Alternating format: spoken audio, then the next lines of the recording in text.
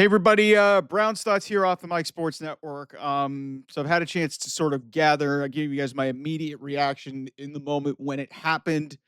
Shedeur Sanders picked 144 to the Cleveland Browns. That's actually the last pick that they'll make, provided that they don't somehow trade into the, for whatever reason, trade into the later rounds of this. Okay. So I've had a chance to gather my thoughts. I've seen some footage and, I've read into some quotes about this pick, and I have come to one simple conclusion. This was 100% initiated by the owner, Jimmy Haslam. 100%. Because if you look at the video of the Browns war room, whether it was ESPN or it was NFL Network, I can't remember what it was, you could see a look on Andrew Berry's face that he looked so dejected and so like he was like, "What in the fuck did we just do?"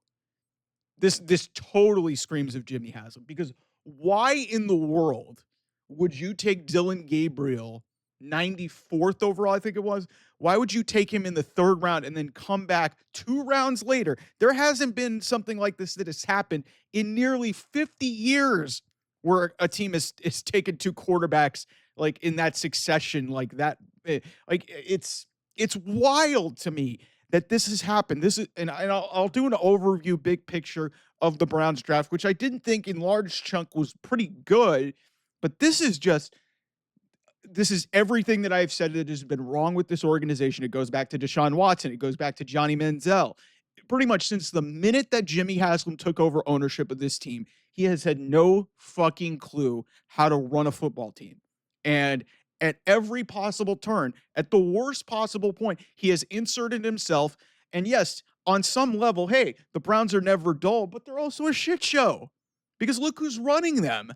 Like, I get it. Shedeur Sanders has some name value to him. And at that pick, and aside from take out, the ownership part of it, like it's a good value, but when you piece it together with what they did throughout this process and the fact that they took another quarterback ahead of him, which was a shock to everybody, and they took him in the third round, and then you come back and take another quarterback 2 rounds later, it screams just, meddling from the ownership. And for anybody who's paid attention to this channel, who's paid attention to these segments, or who is a Browns fan, they know that the source of a lot of the problems with this organization is it's dysfunctional. You've got Paul DePodesta, who spends half his time in San Diego or California or whatever, and then you've got 2 really smart guys in Kevin Stefanski and Andrew Berry.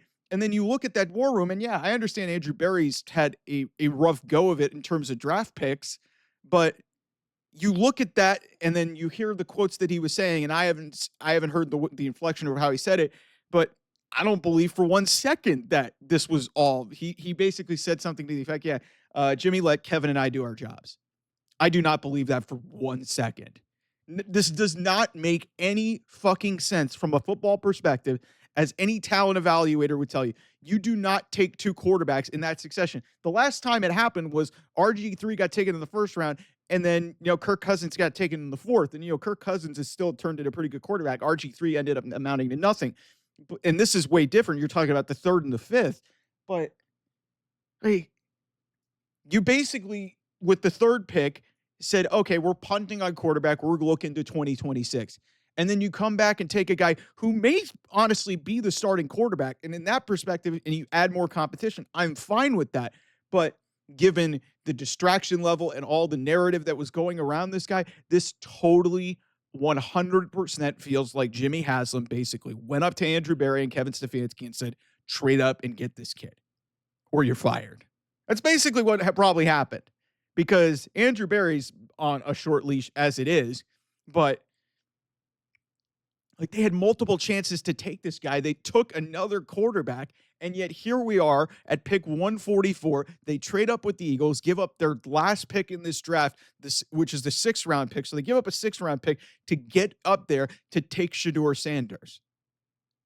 And who knows how this will look, but based off the way that the Browns have managed quarterbacks and, just how the dysfunction level and obviously, the Dion component and, Dion and Jimmy and it's, again, this just screams to me that Jimmy Haslam is way too involved in football operations. And I was telling you guys that back from 3 years ago when he made the trade for Deshaun Watson. I've been telling you guys this forever.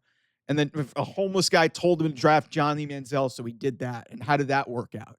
So I'm not, pardon me for not being very optimistic that this is going to work. It's a great value pick, but it was not needed given, and it just does not make any sense with the way the rest of this draft went for the Cleveland Browns. So that's my conclusion on this. Big picture, we'll have, a overall draft reaction video coming up very shortly as I look into the class, which in large chunk I think was pretty good. But, now it's going to be all on, can this team come together? And, in all honesty, I don't think that this is a playoff team. I think the competition in the quarterback room will be very interesting. With you basically now have 5 quarterbacks on the roster. One of them is probably not going to play in Deshaun Watson, but I mean, it's a clown show. It's a clown show, and the chief clown is the owner of this friggin' franchise, and they can't figure out their elbow from their ass. Like it's amazing to me. Like sometimes you let the football people do their jobs, and then you get something like this when the owner is like, "Oh, there's a flashy kid who's still on the board in the 5th round. I can't wait any longer. Go get him." It's almost like Vince McMahon in WWE, just doing whatever the fuck he wants. Like kind of what Tony Khan's doing now with AEW. It's just like just sort of just doing whatever the fuck you want. Not even really thinking about the long-term ramifications. We'll see if it works out. I have my doubts. Anyway, thanks so much for watching. I'll see you guys soon. Bye-bye.